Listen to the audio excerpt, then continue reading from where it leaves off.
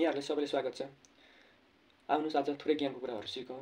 Anxiety भनेको के हो, कसरी थाहा पाउने, किन हुन्छ, यो समस्या हो कि सामान्य हो कि समस्या हो र यसको समाधानहरूबारे थोरै कुराहरू बुझौँ। एन्जाइटी भनेको के हो त?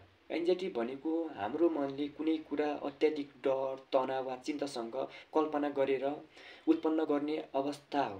यस्तो बेला शरीरको खतरा छ भनेर प्रतिक्रिया दिन थाल्छ, तर प्राय त्यो खतरा वास्तवमै हुँदैन।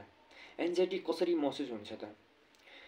मनमा लगातार छटपटी हुने, कुनै कारण बिना टेन्सन हुने, अनि छाती दुख्ने वा दिक्क लाग्ने, मुटु छिटो छिटो धड्किने, सास फेर्न गाह्रो हुने, शरीर कमजोर कमजोर लाग्ने, मनमा केही न केही खराब हुन्छ जस्तो डर लाग्ने। अनि किन एन्जाइटी हुन्छ? किन एन्जाइटी हुन्छ भनेपछि ओभरथिङ्क, पढाइ, काम वा सम्बन्धको प्रेसर, भविष्यको डर, ट्रामा, दुःख अनुभव, यसै गरी शरीर थाके वा निद्रा नपुगे, क्याफिन, निकोटिन, अल्कोहल जस्ता पदार्थको असर। अनि एन्जाइटी समस्या हो कि सामान्य हो? सामान्यमा चाहिँ कुनै ठुलो काम, परीक्षा, इन्टरभ्यू आदि हुँदा हुन्छ भने केही समस्यापछि यो आफै ठिक हुन्छ। अनि धेरै बढी भएमा चाहिँ सानो सानो कुरामा पनि डर लाग्ने, बार बार प्यानिक अट्याक आउने, काम, पढाइ, रिलेसन, सम्बन्ध सबै असर पार्ने, राति राम्रोसँग सुत्न नसक्ने। यदि यी जस्ता क्रियाकलापहरू भइसक्यो भने मानिसले मद्दत खोज्नुपर्छ है त।